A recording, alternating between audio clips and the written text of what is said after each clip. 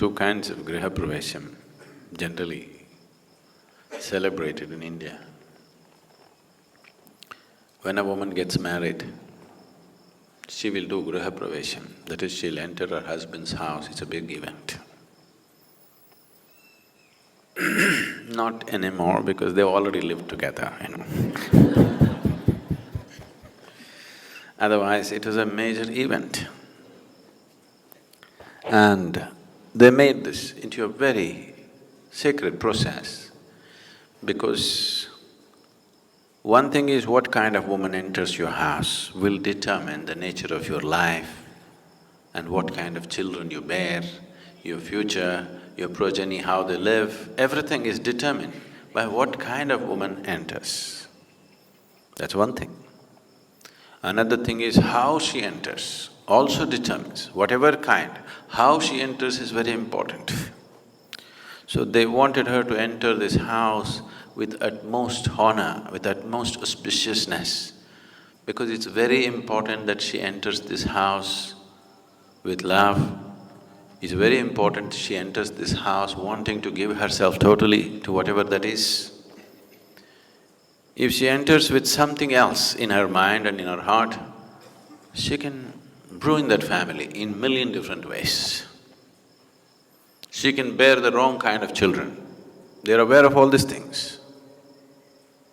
That if she enters this house with a certain type of emotion, tomorrow when she conceives, she will draw the wrong kind of life and she will bear the wrong kind of children, which will make you suffer for the rest of your life. You know, if a child enters your house, he can freak the hell out of you, okay? No? You don't think so? So, how she enters is very important.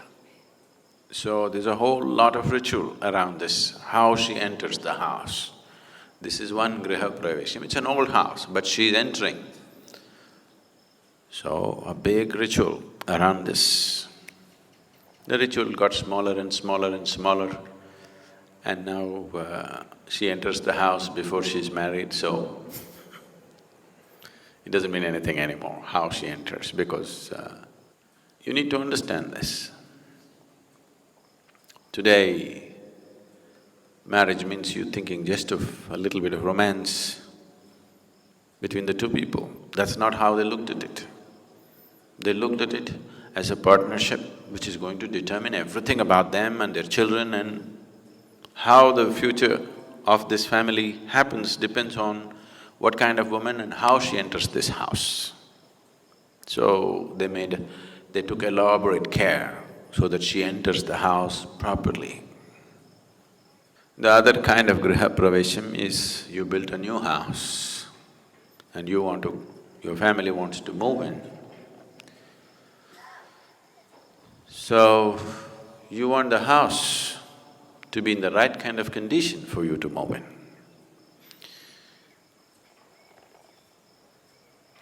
The design of the house, the aesthetics of the house, what kind of paint, what kind of this, all this is different. That is also important.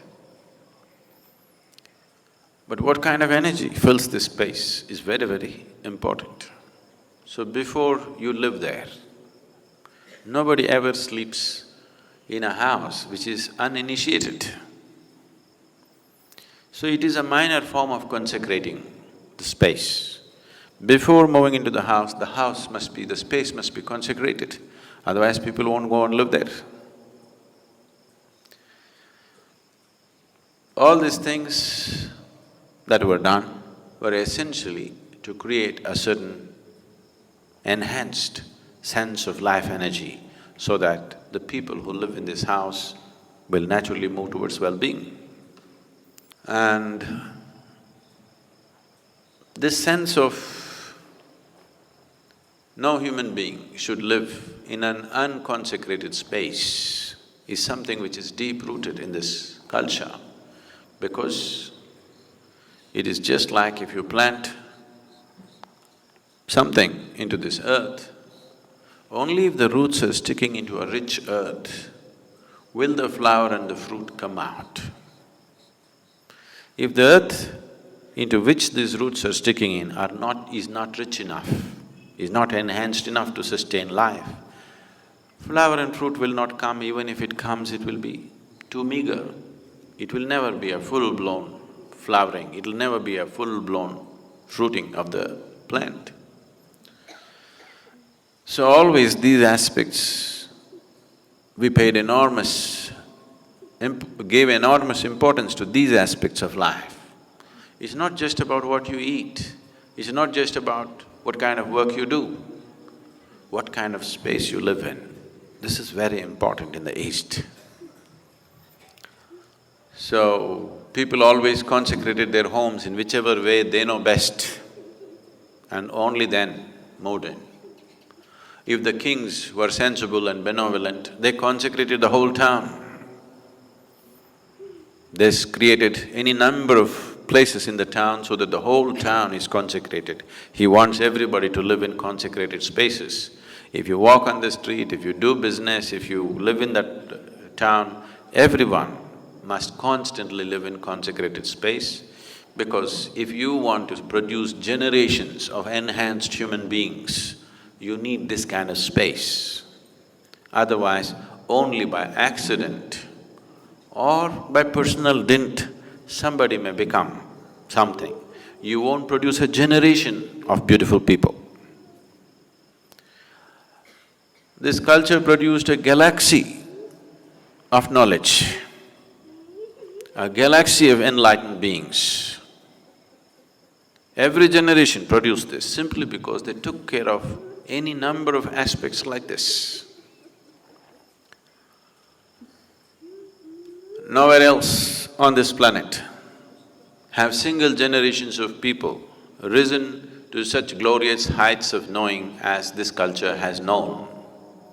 But all that got fractured in the last few hundred years.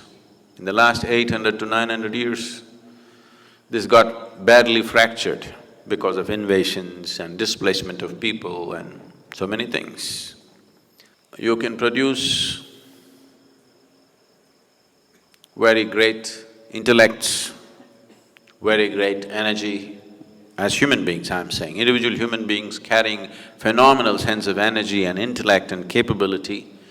If you create large spaces of consecrated space, large consecrated spaces where the whole generation of people are in touch with that kind of energy and space. This fortune almost every family had, because before they moved into homes, they did this. Periodically, they did something to enhance the house. This is part of almost every house. Every household, at least once a year, conducted the needed rituals and processes to see that the space in the house is enhanced.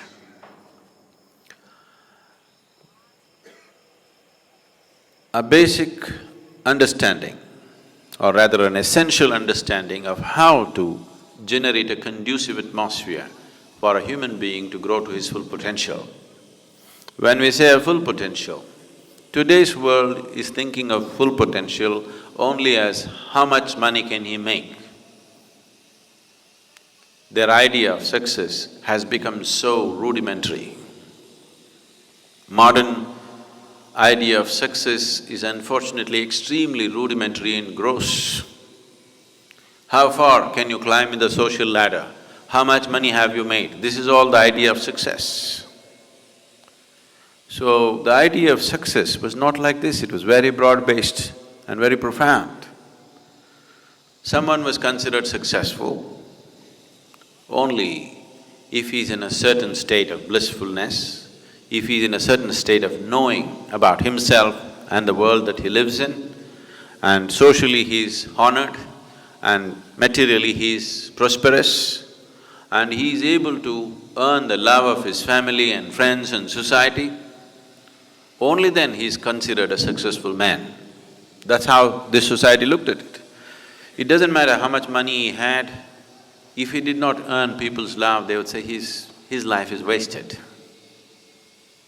Even till last generation, this was almost in daily conversation. People would say, what does it matter how much money you have? Have you earned people's love? Does your family love you? Does who live around you love you? Are you honored by other people's love or not? This is the most important thing. It is not like a philosophy, it was a common thing in the world, in the society, which in a matter of 30 to 40 years, we have managed to uproot it quite substantially, you know.